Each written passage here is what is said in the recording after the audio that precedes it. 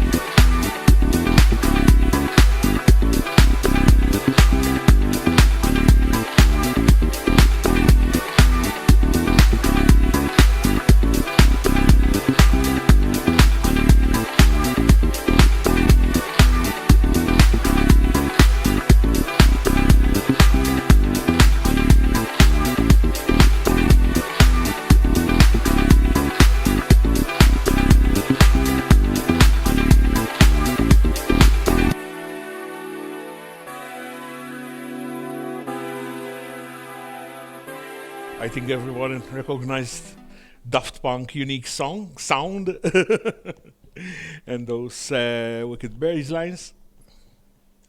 Daft So, Punk. what do you think?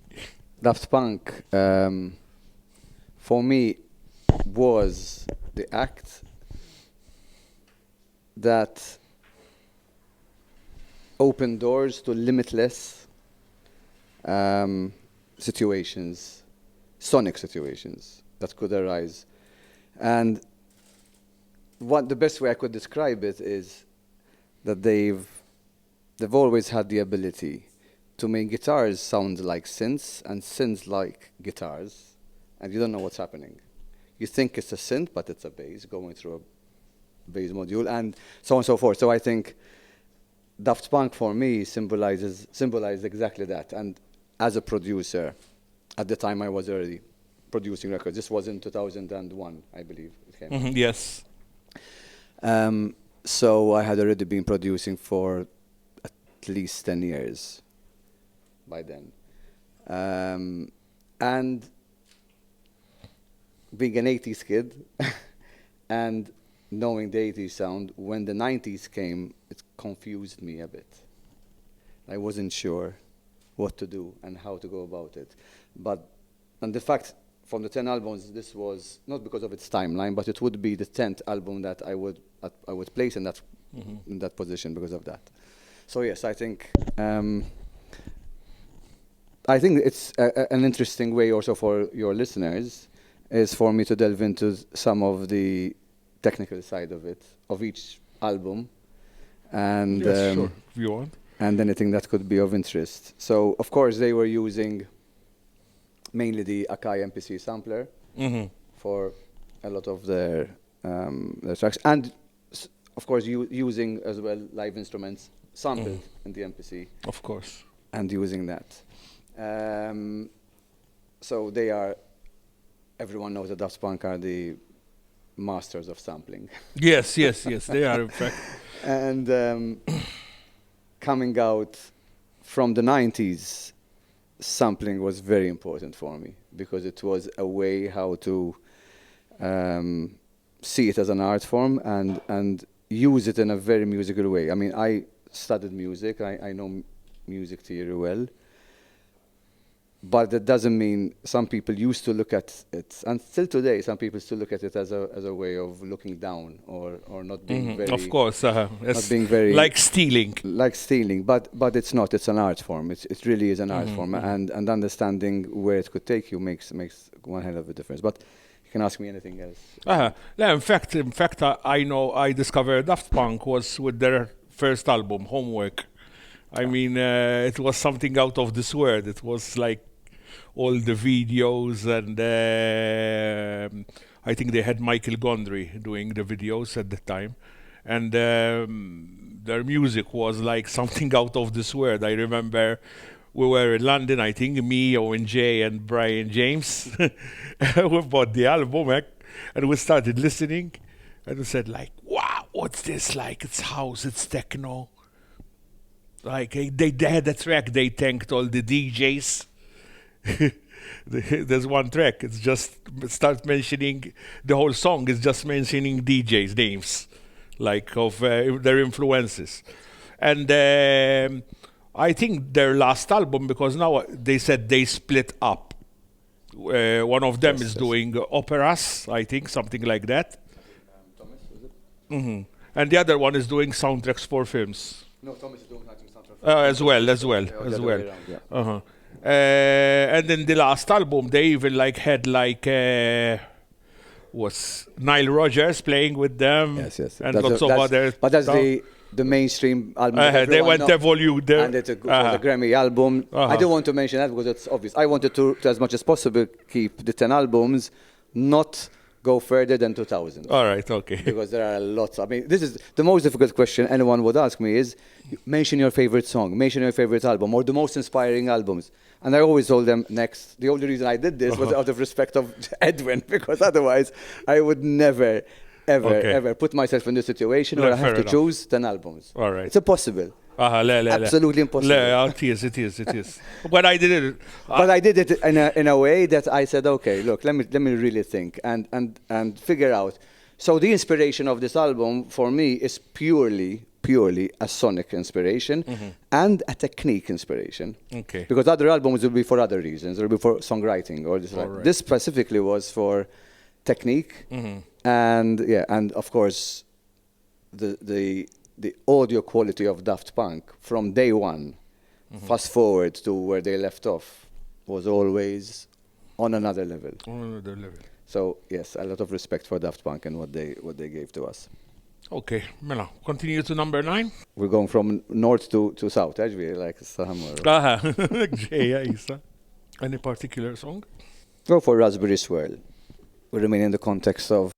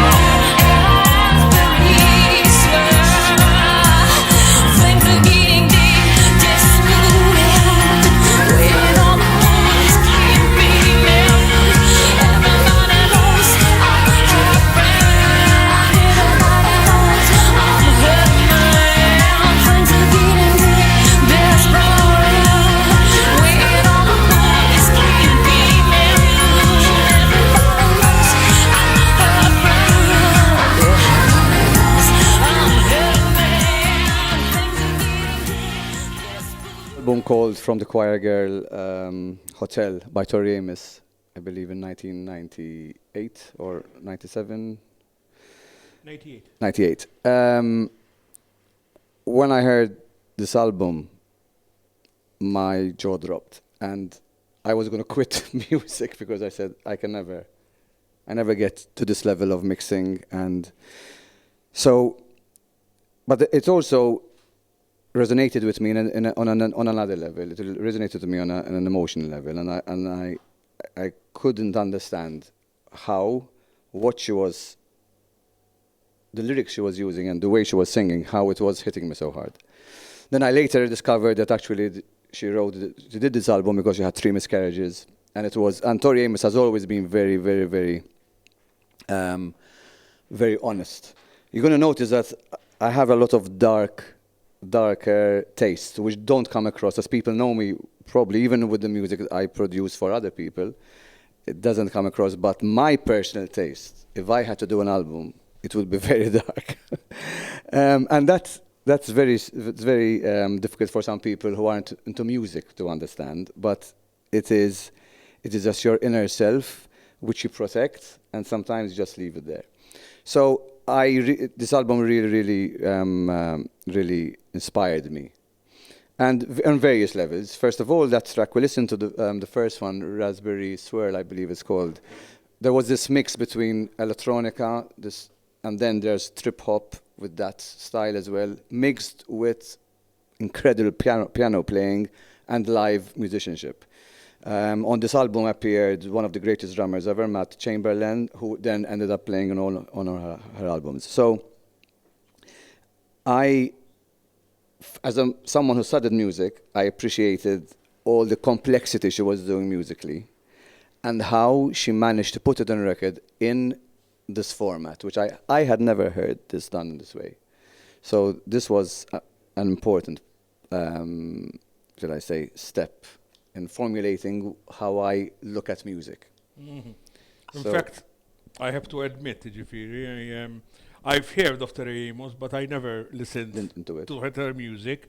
When I listened to it, it was really yes. And the mixes, really dark, if you listen to them in a proper system, this particular album with headphones or in a very good system, you would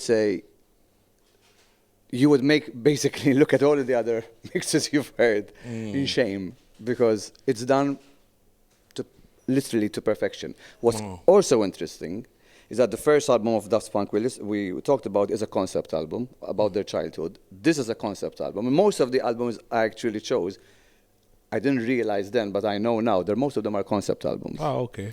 So that's interesting. And a lot of them are actually self-produced.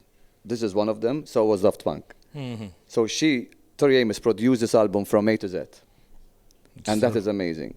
Of course. Yeah, so I just wanted to... How talented she is. She is, yeah. Anyway, go for number 8. Yep. It's going to keep getting darker. I'm warning you. This is one of my favorites. That's good.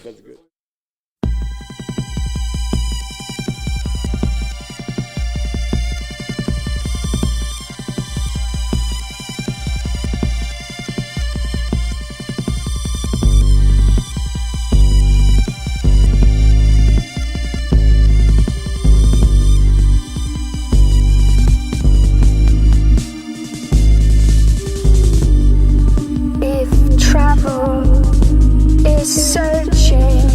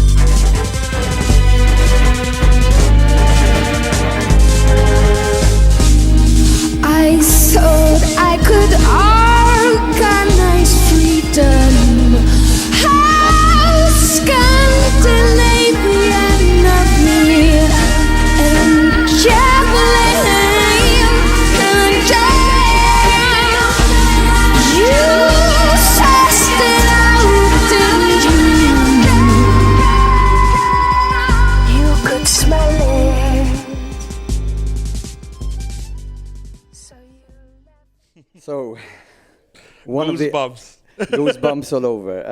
Bjork, Homogenic, released in 1997.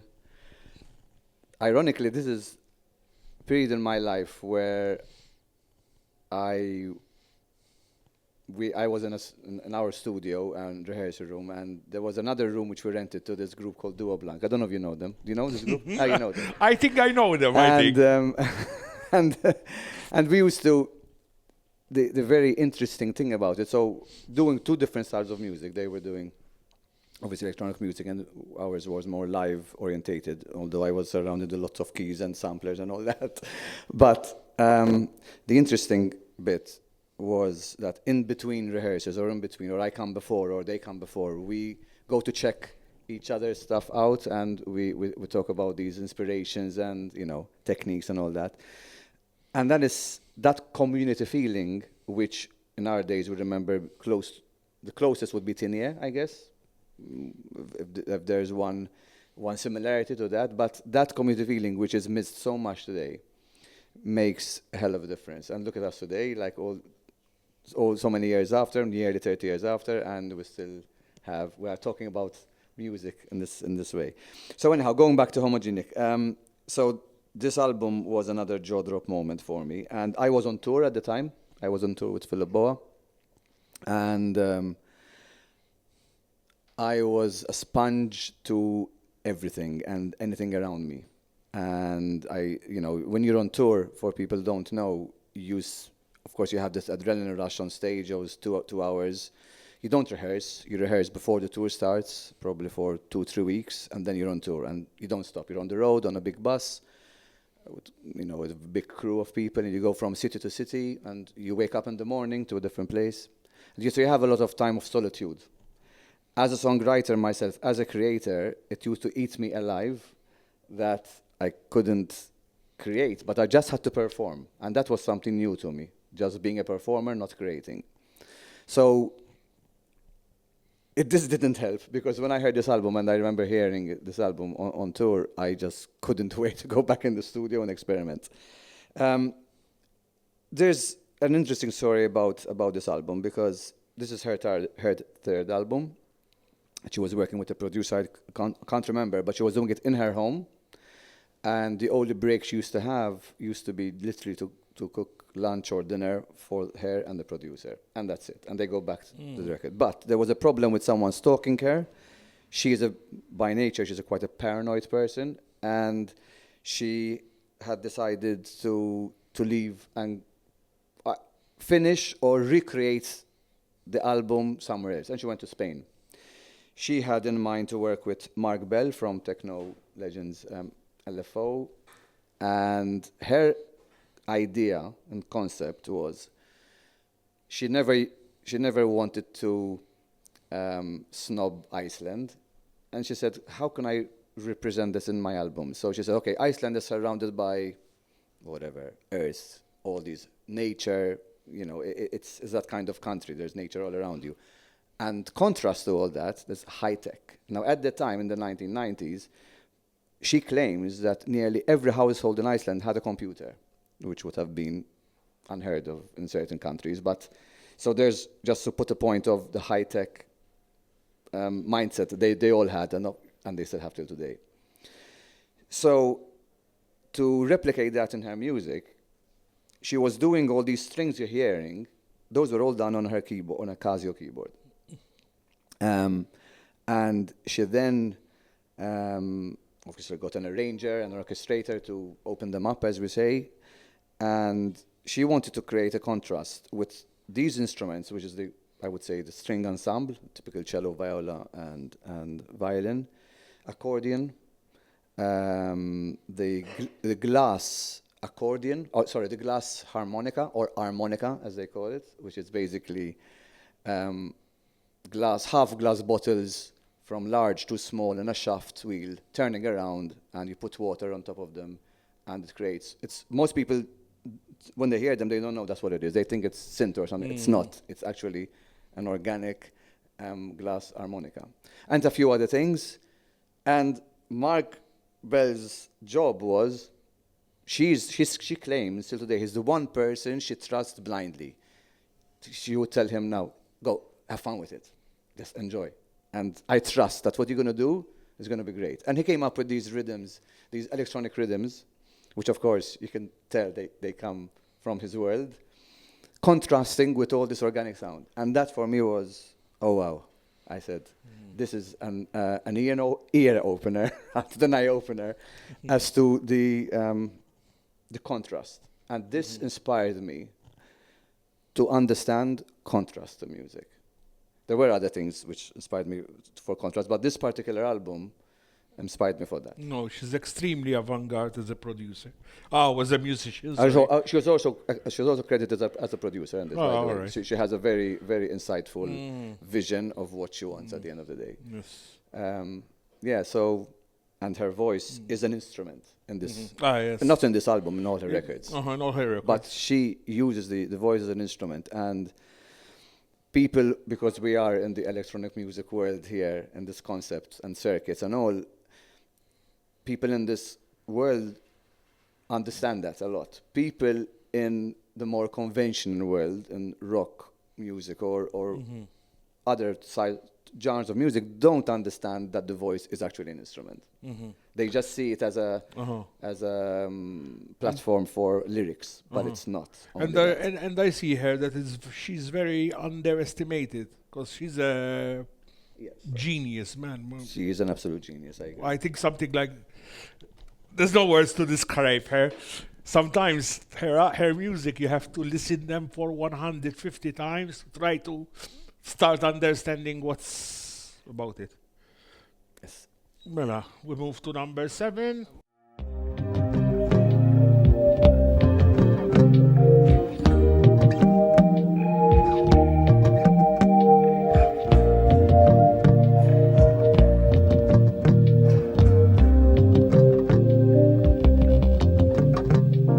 In this proud land we grew up strong. We were wanted all along. I was taught to fight, taught to win. I never thought I could fail. No fight left, or so it seems. I am a man whose dreams have all deserted. I've changed my face, I've changed my name, but no one wants you when you lose. Don't give up, 'cause you have friends. Don't give up, you're not beaten yet. Don't give up, I know you can make it good. Though I saw it all around, never thought that I could be a faintant. Thought that we'd be last to go. It is so strange the way things turn. Drove the night toward my home, the place that Mela, now we're going to go into the 80s.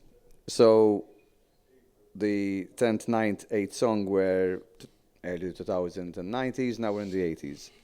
So Peter Gabriel, with this album, which is called So, in my opinion, deserves to be as one of my inspiring albums, although it probably would have been the least out of the 10.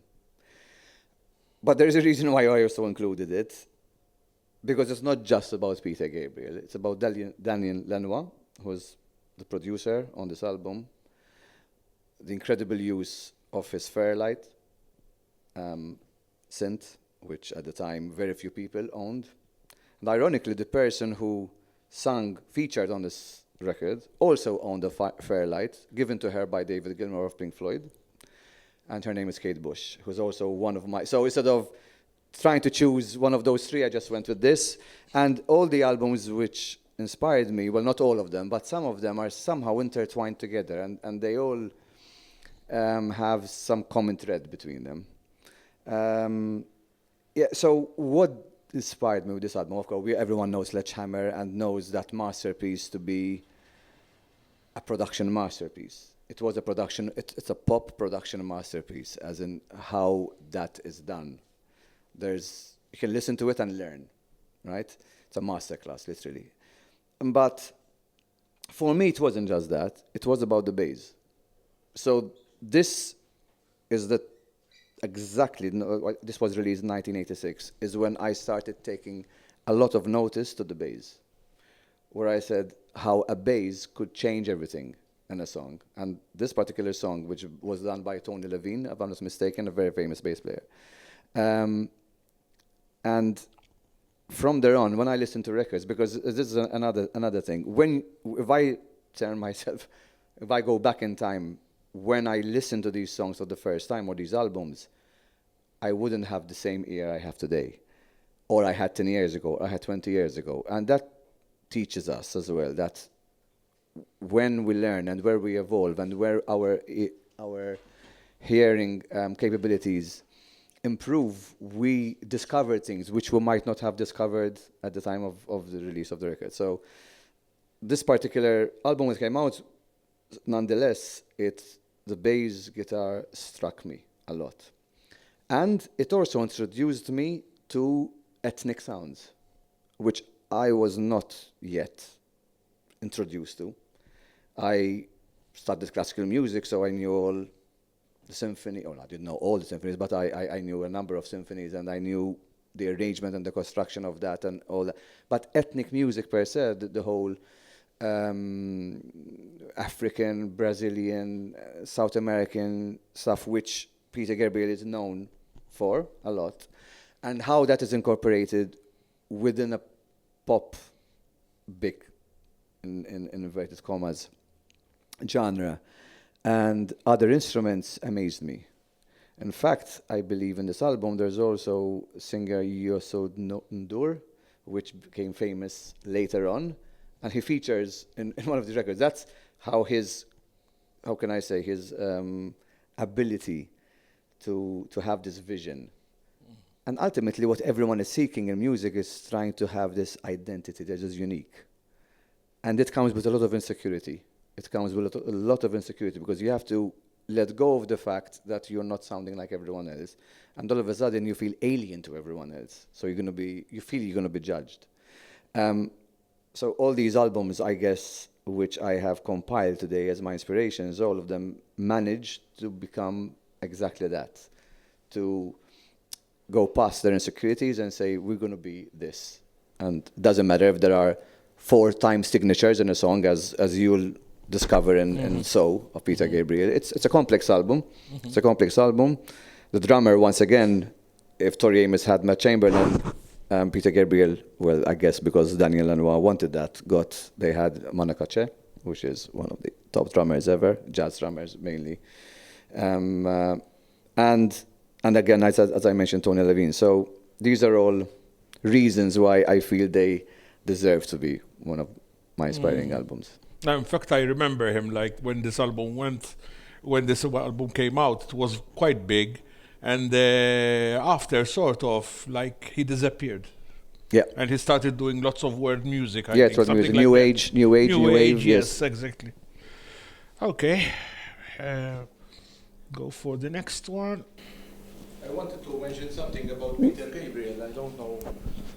Peter Gabriel was one of the first importers of the Fairlight in the UK. I mentioned it. I didn't say that he was an importer. Exactly. He actually was in charge of distributing it. And one of his first customers was Kate Bush. Exactly. And it was first used in Babushka. In the glass breaking part, especially, obviously they are how do you say, they are discovering the pitch and the sampling. I don't remember who the singer. His initial singer to perform with him wasn't Kate Bush. It was someone else. I can't remember who it was, but it was someone relatively big at the time who declined, And normally, as we know, Kate Bush is very reserved and hardly does any interviews, hardly does any concerts. So It was unheard of that she would do something like this, right? And yes, and her compositions were all done by Le Fairlight. As we know, she used it thoroughly, and he used it very, very well as well. And I think it's good to say how much the Fairlight used to cost at the time, which I believe was over the. Yeah, I was the Synclavier was 120. I think the Fairlight was about 100k sterling, if I'm not mistaken. So very few had that. Yeah. So, Anthony. just a question.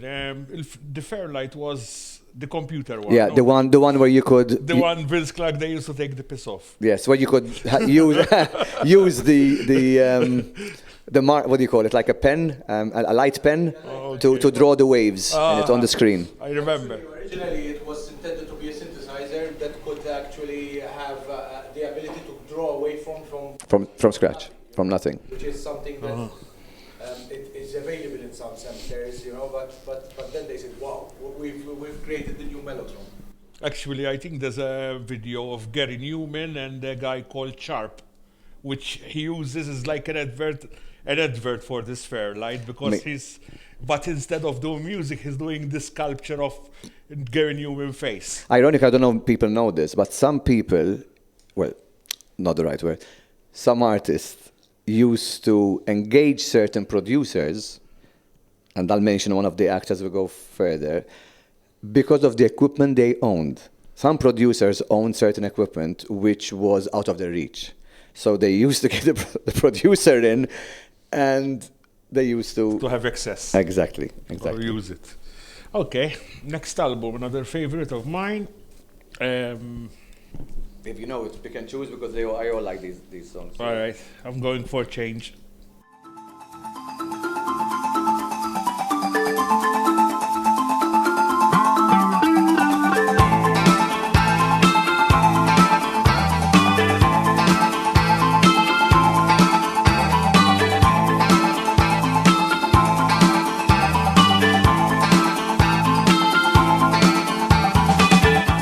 You walked into the room. I just had to love. The face you wore was cool. You were a photograph when it's all too late. It's all too late. I did not have the time. I did not have the nerve to ask you how you feel. Is this what you deserve when it's all too late? It's all too late. Change. You can change. Change. You can change. And something on your mind became a point of view. I lost your honesty. You lost the life in you when it's all too late. It's all too late. Tears for Fears, The Hurting, album number 6 for me, and what an album. If there's one album that really changed, I would say 75% of who I am musically today is this album. And very, very few people would expect that from me. And very few people would know that I am so much into this album, and there's a very big reason behind it. Because the songwriting of this album, the production of this album, the mix of this album, the approach of this album, it is tick, tick, tick, tick, tick. And when you know where they came from, Oswald and Smith, I believe, they were Oswald? Ozart, yeah. Roland, no? Roland, because I know him more as Roland of the keyboards. Where they came from at the time, they basically, one of them definitely had no money. They both had broken childhood. In fact, this is yet another concept album of their broken childhood. And ironically, because we listened to the track before by Peter Gabriel, they were neighbors, I think, whether it's in the rehearsal rooms or they lived close by. I don't know exactly the detail, or their studios were close or neighboring. But they borrowed the Fairlight from Peter Gabriel. He actually lent it to them. He believed so much in the talent that he actually borrowed. Because they didn't have, they weren't rich, for sure. So this, if I'm not mistaken, was it? I think it was their debut album. It was, yes. and where, when it comes to debut albums, 1983, you rarely get it right in the first album. Sometimes the great albums come after that, but they got it right in the first album, and it wasn't meant to be commercial in any way. It wasn't intended for that. Talking about some of the technical aspects, so I mentioned the Fairlight, which they borrowed from Peter Gabriel, and I think they also got the Lindrum from him as well. But I believe they had the PPG Wave as well, the Jupiter 8 at the time, which was quite pricey. And I think Roland had some financial backing. Prophet 5, they had the Prophet 5 as well, yes. And the production is great. I don't know much about the They had your favorite too, huh? the not at the time of this album, but Yes, exactly. But later on they got the X1. Yes, absolutely. Because we know there was this thing on YouTube where you got someone opening it up, and then they saw inside it was actually a Tears for Fears original, the X1, which was being restored. But anyhow, yeah. So this album, every song in this album, and ironically, then years passed by. And this album remained, and I remember I was doing an unplugged album of Oscar was producing an unplugged album for her in 2006, I think it was, or 5, 6, I think. And I recommended a few tracks. One of them was from, which is coming later on. And the other one, which didn't make the cut of the album, was actually Memories Fade of this. Because in my memory, I just knew these songs were so well written that even if you had to play them with a piano or just a guitar, they will work. And not all electronic-inspired music or synth-inspired music will work that way. But in the 80s, people, I think, don't realize how well-written the songs were and how unpredictable some changes in the songs were. I don't think people realize that so much. But this is definitely one of those albums for me. So yeah, that's it from my end. I don't want to ask me anything about this album. You have any comments to say? Actually, I like it, this album, but lots of people I know, they hate the ones that came after. I am exactly like them. And I think I have reservations on I that. think they're underestimated, because this morning I was on YouTube and I saw a recent interview with them, because they released a new album. Yeah, I heard it. I not all of it, but I heard some of it. No, Heroes of the 80s. It's good to know that they're still touring, of course, because they're still touring, yes. and all the acts I've mentioned so far are still happening, except for Peter Gabriel, although he does his one-off things, and Daft Punk, as we know, so far. And mind you, I'm going to skip to the one before. We mentioned Kate Bush. I think she's planning a comeback. She's planning some sort of a comeback, yes. I've been told that, yes. Stranger Things. Mela, next one. Next one. I don't know which one it is. Okay, this is a big one. There's a lot to choose from. Go with Thriller. Go with that. No.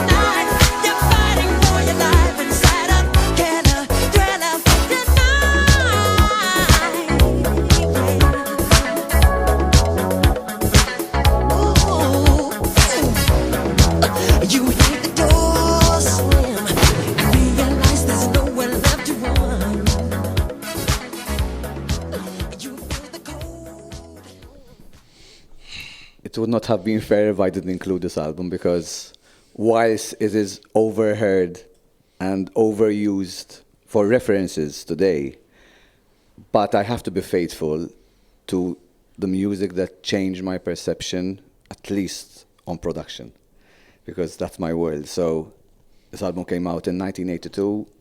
It took the industry literally by a storm, and till today I find it hard to find pop albums which have the perfection that this album has.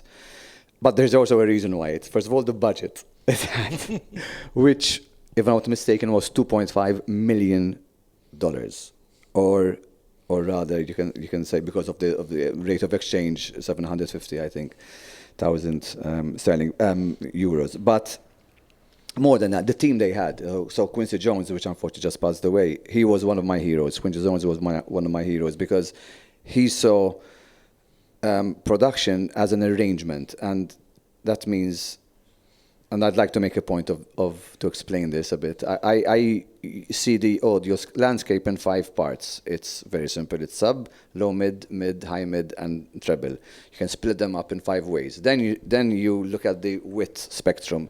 There's left, right, middle, and when there's phasing involved, even outside of that. Then there's the depth, which is all the reverbs and the delays and all that comes with that. So if there's an album which, when you put on the headphones, you understand exactly what that is, it's this album. And this was engineered by no other than Bob Swedin, who was also one of my heroes as an engineer. He died as well. He comes from the world where he did not use compression, which is very different to me, because I use a lot of compression. But let me rephrase. Not that he doesn't use compression. He uses it in a way that you don't hear it. Transparent compression. So, and one of those mixing engineers, that when he mixed this album, he literally used to have the score in front of him, understanding what's happening. So he really was seeing the music. When we say today you see the music, I think that's one way to look at it, because literally there was a chart of this. Of course, because of the discipline of Quincy, that he always wanted to make sure there's every little detail. But when it comes to my world, which is also the keyboards and the synth world, then there's other elements in this album which were very, very ahead of their time. And they had the ideas, and songwriters at the time, like the songwriter who did this song, for example, he knew exactly in the demo what everything had to sound, what had to be like. And the players who played on it, I believe it was Greg Fillinganes, he played it to the T, so he didn't add anything to that. There was very little the musicians needed to do, because it was such a good demo, which is something sometimes some local artists do not understand.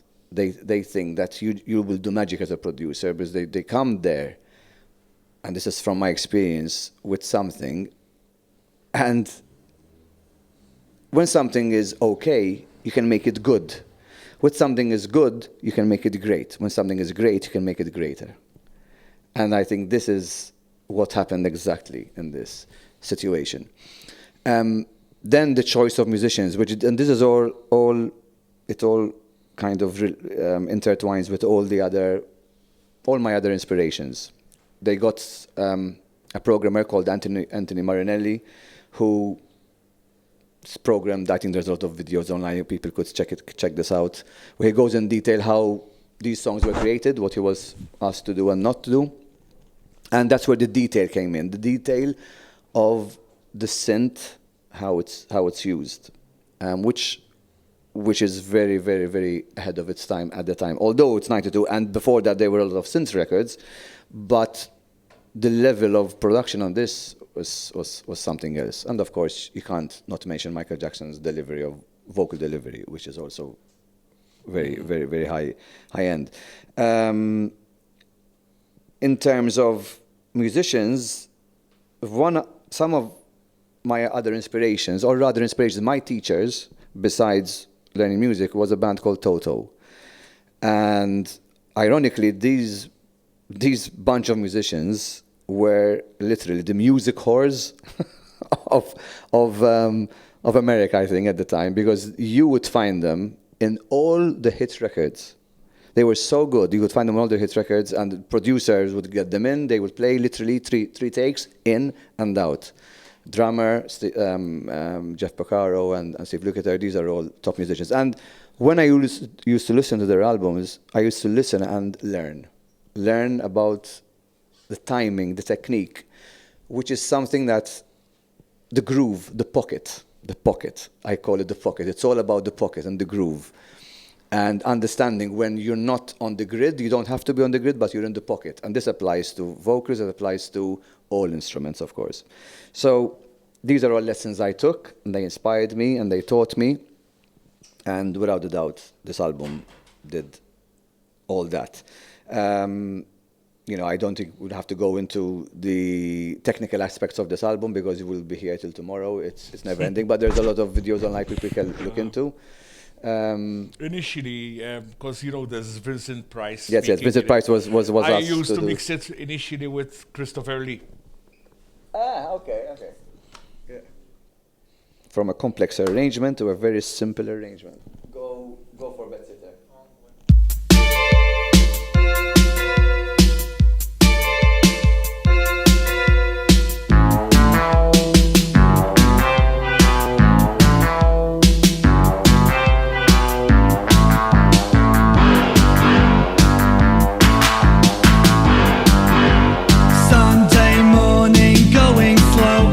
Talking to the radio, clothes and records on the floor, the memories of the night before, out in clubland having fun, and now I'm hiding from the sun, waiting for a visitor, though no one knows I'm here for sure.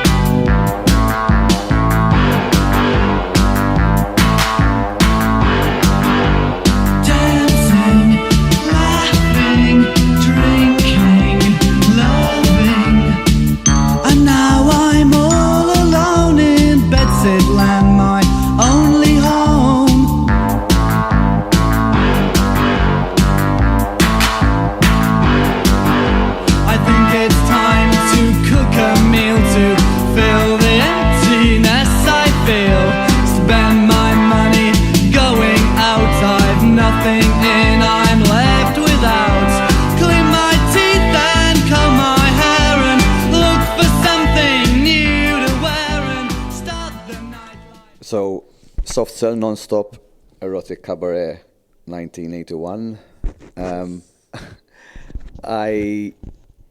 I had purchased this on tape. I still remember it till today. And I think also for me it came on tape. I think the tape melted literally because I played it so many times. And here's another case where the sonic delivery. I mean, look, when you close your eyes and you listen, you realize there's very minimal things going on in most of their songs. Very minimalistic. And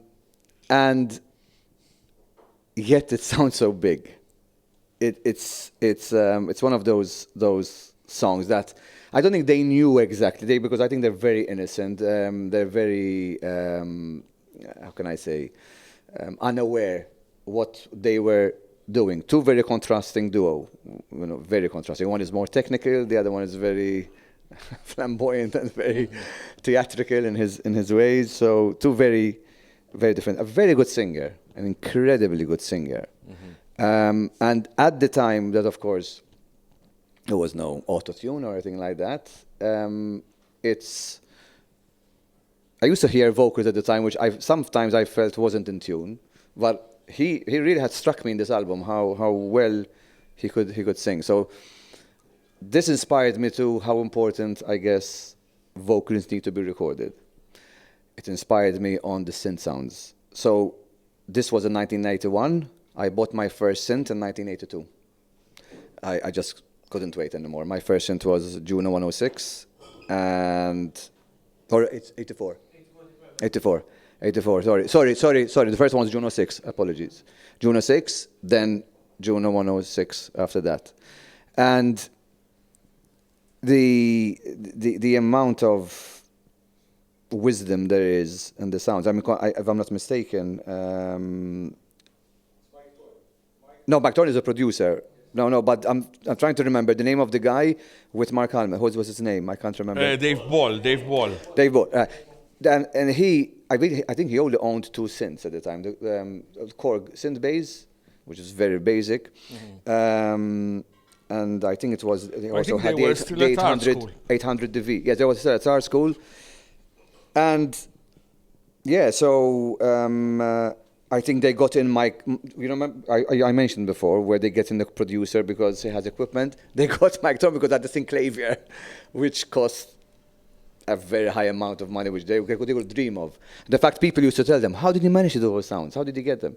Although I believe the drums was done by the Roland CR78, and it was passed through a Delta Lab delay, and that's very short slap that gave them that kind of metallic sound. But I'm not sure about that because some people claim it was some electronic pad that actually Mark Almond had. So I'm not exactly sure what is correct, and no one really knows. I think you have to be there to really know what happens in that world.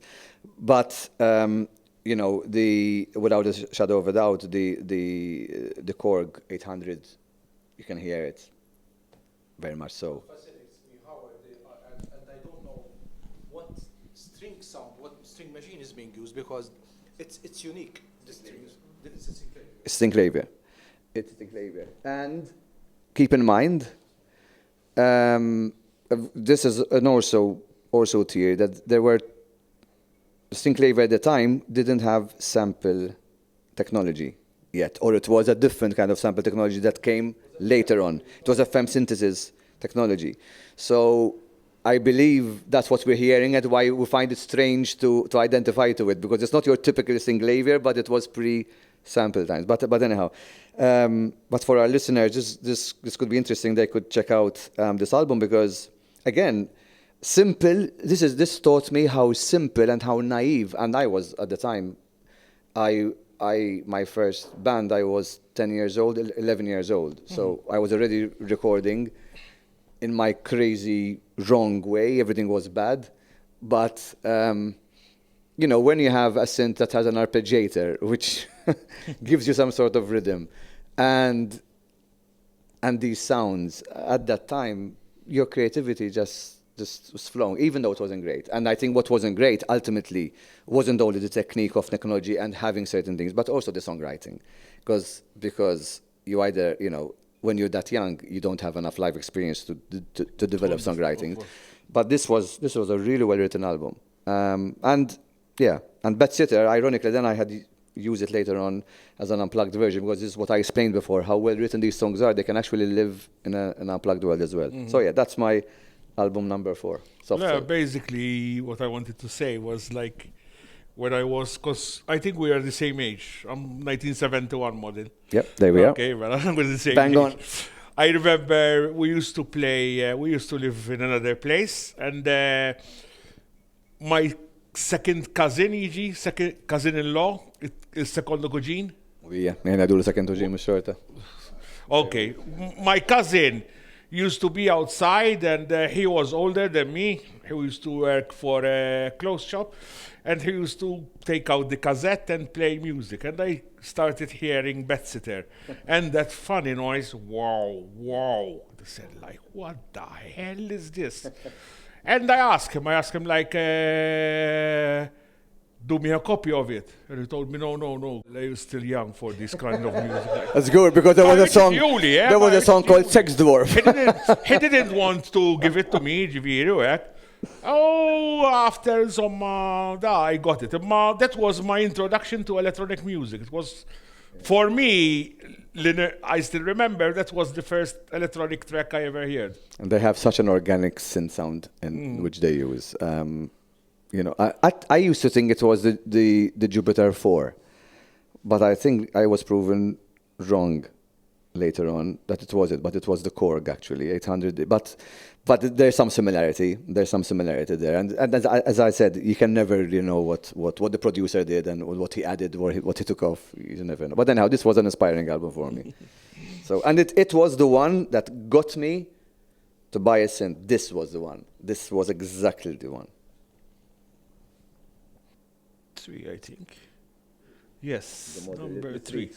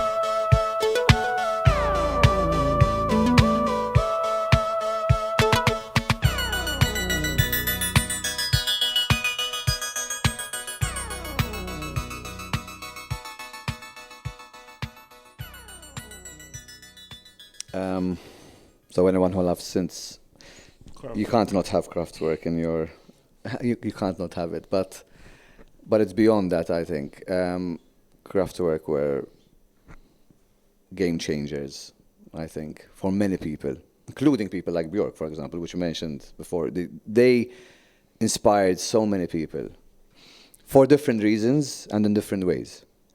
And this album could have been more timely than it was in Germany at the time to explain exactly the mindset, I think, and somehow transcribe it in music. And the result is this. This is the best way for me to explain it. This was 1978, and when I said before that Softel was the act that got me to find a way to get a hold of a synth, and I obsessed about it. To be fair, Kraftwerk was the one that got me to the point where I said I would like to do music. So I didn't know what yet. At that point, I was probably looking into just production, and they are the ones that got me into production, I think. What was the first song? That one that I heard the first time, I think it was The Model. Or The Robots. I'm not sure which one was the first, one of the Robots or The Model, but I would say it's very possible that's what you're saying as well. I don't know. It's one of those two. Exactly. And what I was doing, at the time, I was 9 or 8 years old. It was 1978, right? So I was, what, 7. But I think in Malta probably came a year after, probably. So, and when I heard it, I said, what the hell is this? Just what the hell is this? And I don't think I had the concept of what a synth actually was at the time. But it definitely remained there till I then got hold of the album, then I then analyzed the album, and I then let it, flow in me in that way. And ironically, it's the album that introduced me to the Minimoog, which I own today, and which was, of course, released in 1971, the Moog. So, but to be fair, it wasn't just Kraftwerk. It was also a band. My uncle had this triple album by a band called Yes. I used to listen to it. I know there was the Minimoog used a lot, and that was the time when I was recognizing the sound in this album. I know they had the Micromoog as well. They had a lot of other things. The MEC, the Odyssey was one of their signature sounds as well.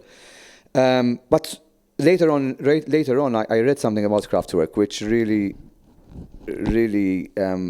kind of shook me up a bit. And that is the point when I got into analog synths again. Because as we know, in the 80s, we used to have analog synths. Then the 90s came. Most of us sold them or kept some. I kept maybe 2, but I sold the others. And then I remember reading somewhere along the line in 1997, when I was on tour, something that I read that said that they never throw away their old equipment because they either use it or reuse it or whatever. So in fact, it's hard to know exactly what they've used in detail, but you might hear some farfisa on there as well, and stuff which they owned before. And the lesson is, don't throw away your good gear. So that's the lesson for your listeners. If you have gear which might be out of fashion today, you'll never know what will happen in 20 years down the line and the value. With the vinyl. And the value it has. Like I bought my Moog for 500, and today it's worth 14,000, for example. So it's just the way this world works. But I got obsessed at the time to get hold of all the things that I lost. And so this album was a game changer, I'm sure not just for me, but for many people. And although, as you said, there aren't a lot of songs, 6 or 7 songs, but they're all meaningful, which was the other lesson as well. Less is more kind of thing. So yes, this was my album number 3. Let's go to album number 2.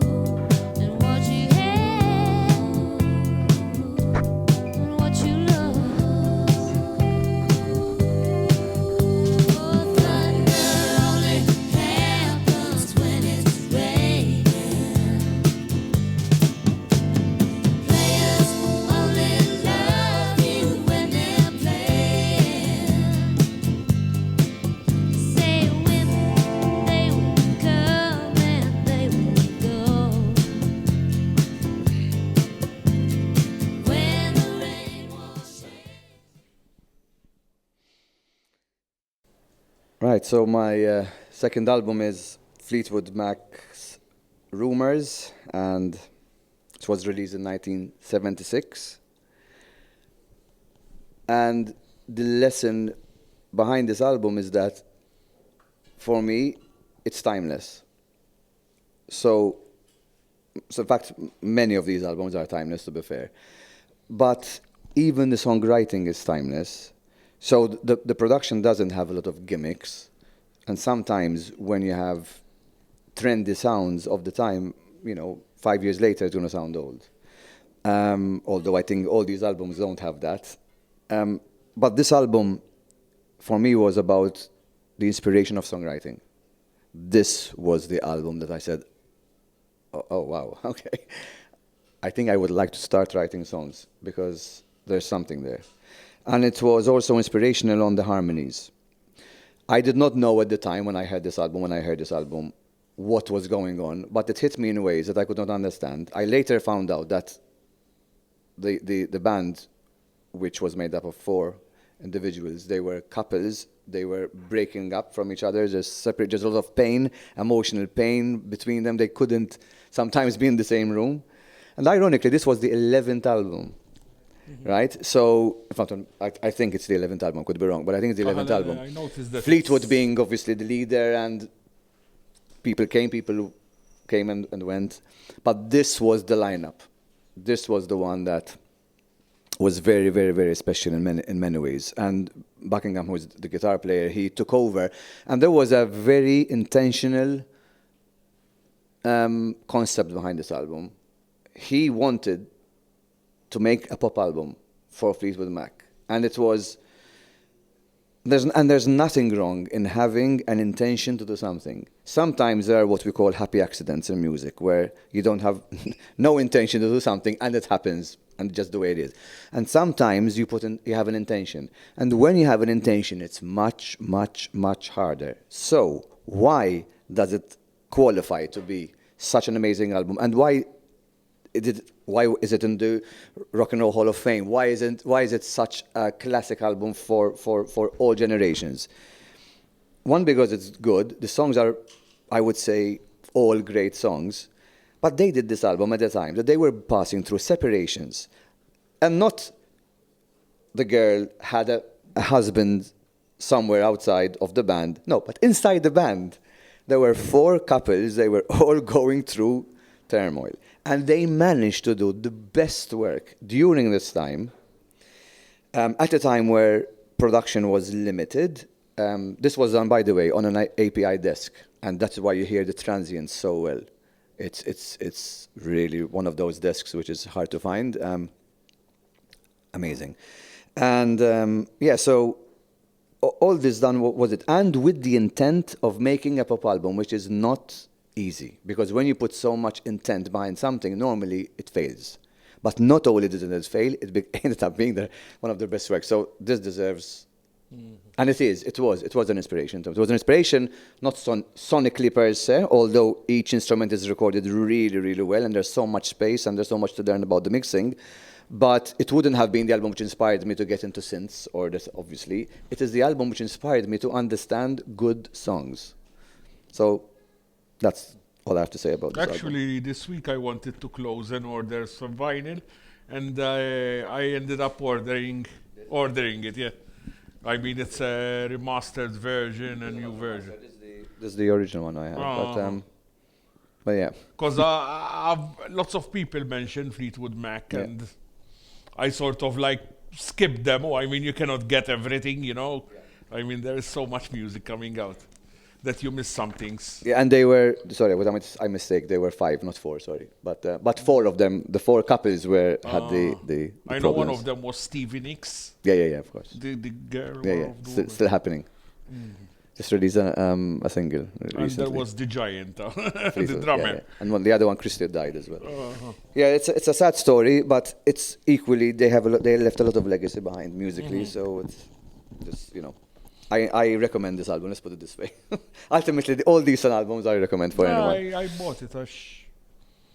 Sometimes I buy collections and they end up in And it's strange, and I think we're going to end with an album which you're going to realize that they're all very different from each other, although I would say 65% of them are towards the synth, where my preference lies. But then there's all the other stuff which is very different.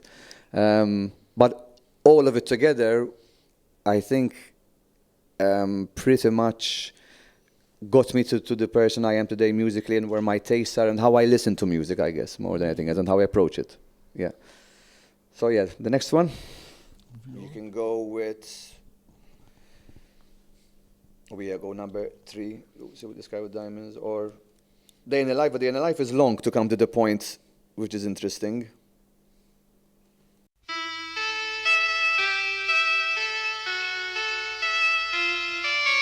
Picture yourself in a boat on a river with tangerine trees and marmalade skies.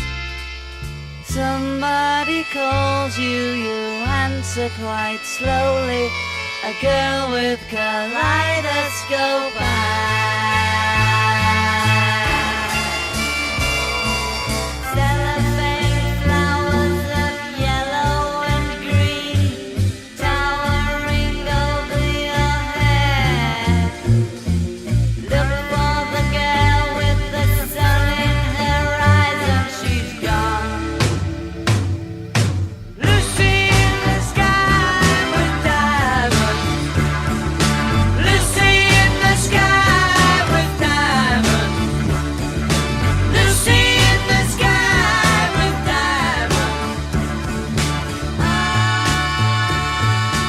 Follow her down to a bridge by a fountain where rocking horse people eat marshmallow pies.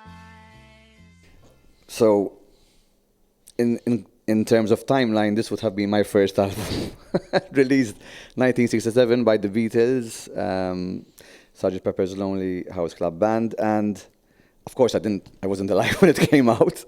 I believe I probably listened to it, if I recall, was in 1979, 70, somewhere there. That's when I listened. I mean, I had heard at least 2 songs before, so they were familiar, but I never listened to the whole album before that time because I was still young.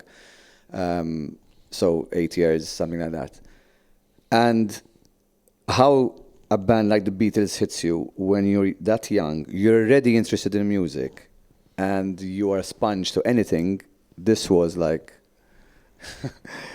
Now remember, as we know it, young people rebel against their parents. So if their parents listen to the Beatles, normally I would rebel against it and not listen to it, right? So, of course, my mom and dad had the Beatles and they were their fans. But this band, you can't not let it in. You just can't. Not because you can't, but because it leaves something. It leaves what I call an emotional residue behind it, and it leaves a musical taste bud in you that you then look for in other things. Even when you're looking at electronic music, if you have experienced the Beatles, you will look at it one way. If you haven't, you might potentially look at it in a different way. And I think, truthfully, there's no one on this planet who has never heard it by the Beatles. But for me, it was inspiring. And this just to tell a story about how I got into production, because at the time when I listened to this record, this urged me to experiment with the reel-to-reel that my granddad had. So I had a reel-to-reel and I had a tape machine. And I had, without knowing or whatever, I didn't know what 24-track meant, I didn't know what 8-track meant. I just understood the concept of putting an idea in, even if it's just vocals, and then dumping it on one of the channels on the other one, and dumping it back over there. And with 2-track, even though it's left and right and mono, you end up layering. Because when I heard this album, what I heard was layers. So this inspired me to understand that in music there are different layers. And ironically, when this album came out, it was released in both mono and digital. And then, mono and stereo.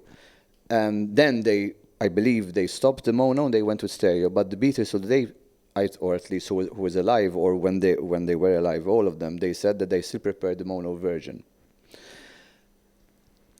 And till today, that left an impact on me, because when I mix, I look for mono more than I look for stereo. This past 20 years, but before that, coming from the 80s, I always went for the stereo, always looking for the stereo image. And I learned how more important the mono is than the stereo. I'm not saying that I don't use stereo, because I use stereo a lot, but I don't base a mix on stereo. I base it on mono, and the stereo is just something on the side. And this taught me a lot on that. In fact, this whole album was done on a 4-track, on the J37, I think it's called, or J47 or J37. I think it's J37. 4-track with what is called, there are many ways, you could call it dubbing, reductive mixing, or whatever. So basically, the J37 was capable of doing dubs. I believe Abbey Road at the time had 4 or 6 machines. So they could do without having the tape degenerate so much, especially with tape noise. So this particular machine was capable of doing that. Prior to that, when you do transfers, the noise just goes up.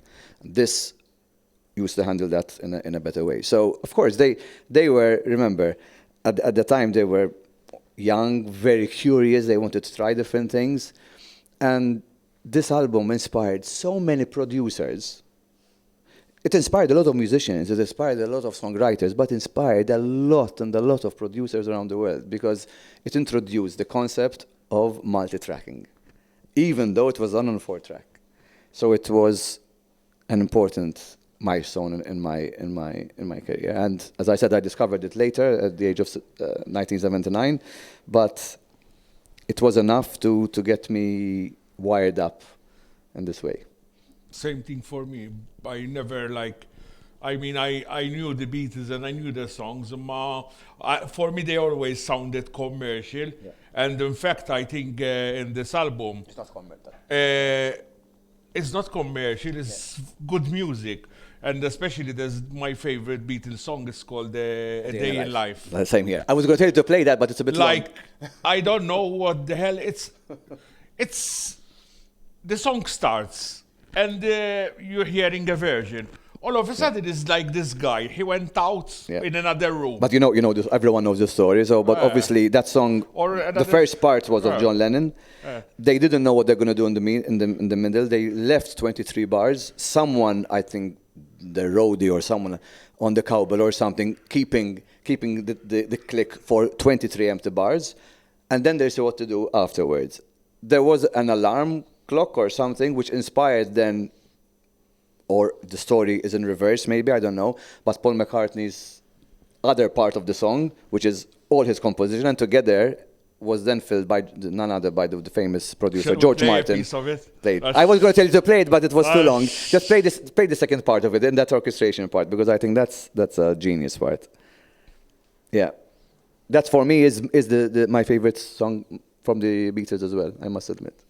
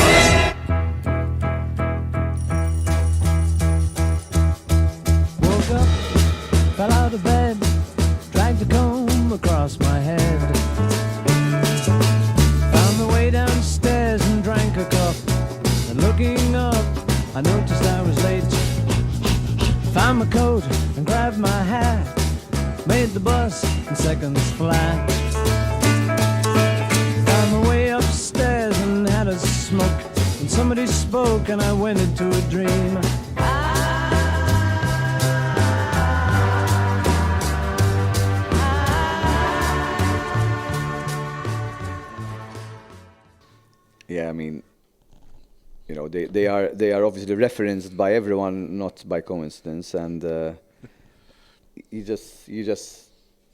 just makes you. I think what is inspiration ultimately? But that was the question. No, that was the first.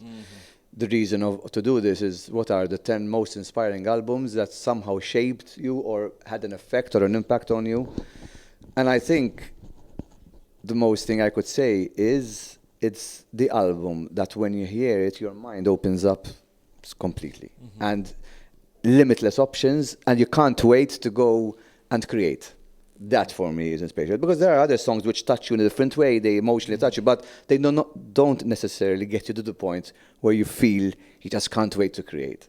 These 10 albums, they all did that to me in some way or another. Of course. I'm curious, what are yours? Well, nisma dik, man, isni daħlu niġu wishing machine, man. They left me for half an hour. So I'm in a journey from 1967 to 2001. Exactly, yeah. Then there are other albums which I know. which are worth the mention, and I just want to mention them for the I mention brought them, as well. Yeah. The first batch. So the first batch, because honestly, it's not easy. Right. Main albums worth mentioning are Depeche Mode, Violator, The Cure. The Cure, there are so many that I said, I just will go for the best of singles because I love them all. They all inspired me in a different way. You hear the new one? Not all. And that's not a good sign, to be fair. But I want to give it there was a lot of noise around me, and I wanted to really listen to it properly. Radiohead, OK Computer, that was a masterpiece for me. The Police, Synchronicity was another album. Prince, Purple Rain opened a lot of crazy doors for me. The Clash, London Calling. Then there were other things like Crowded House, Woodface, which was the thing that inspired me for mixing, not recording, not producing, but specifically mixing. That is Crowded House. At the time was mixed by Bob Clear Mountain, and the word mixing engineer, being different from the recording engineer, wasn't a thing. He made it a thing. So Crowded House was the thing that really got me. David Bowie, Let's Dance, I think that also left. Big. And then recent albums, The Prodigy, Nirvana, but so many other acts. But a recent, to be fair, I would have already been inspired musically. So then it's just add-ons, it's bonuses, it's adding on to what I'm already into.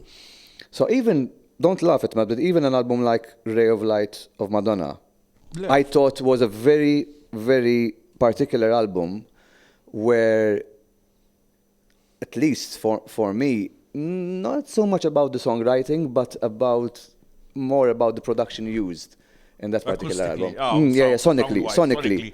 And obviously I could hear the mood. Mind you, that album was produced also from another electronic, William Orbit. Exactly. So there's a reason why it probably resonates with us for these reasons.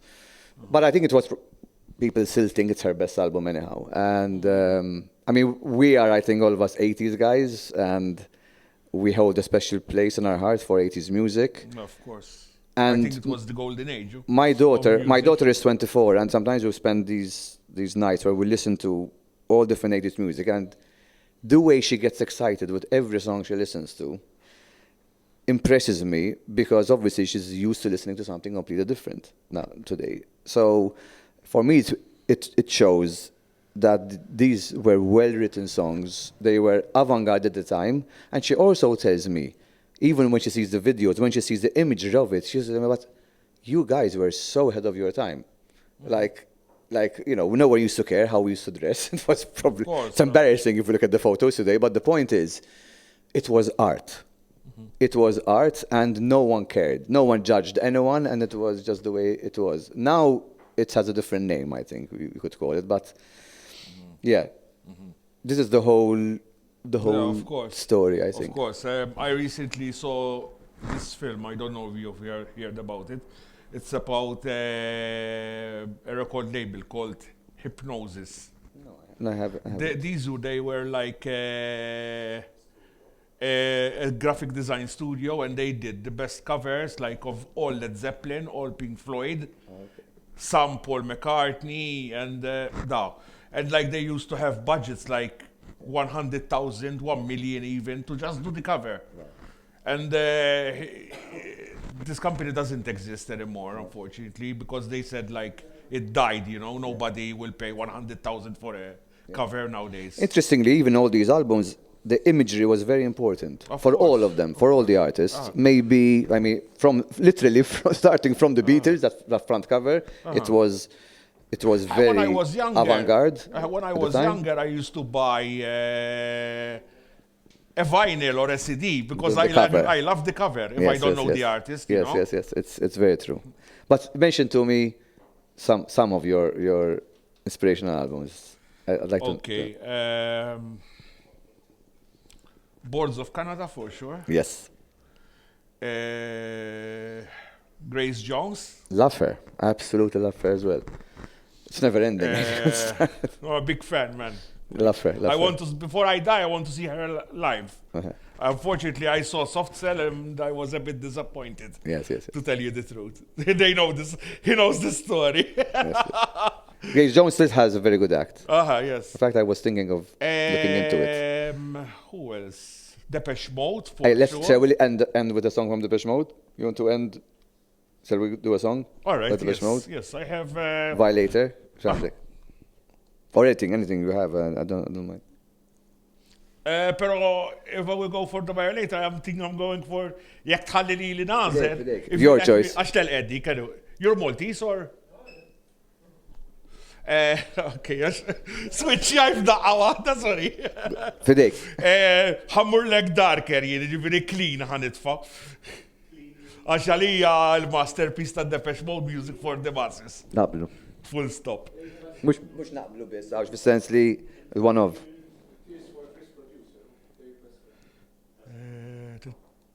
Piece for producer, Chris Hughes. Yeah? Second. Okay.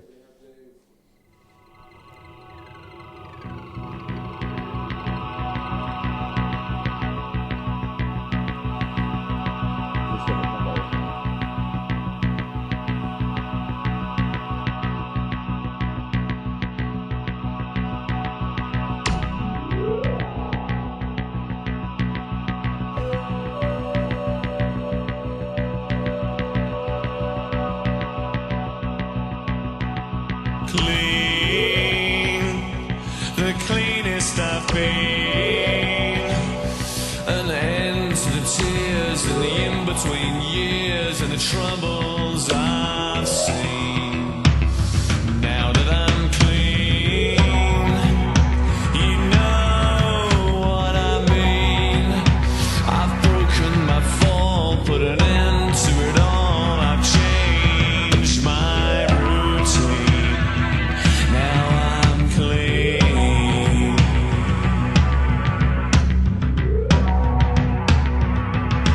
I don't understand what destiny is planned. I'm starting to grasp what is in my own hands. I don't claim to know where my holiness goes. I just know that I like what is starting to show. Sometimes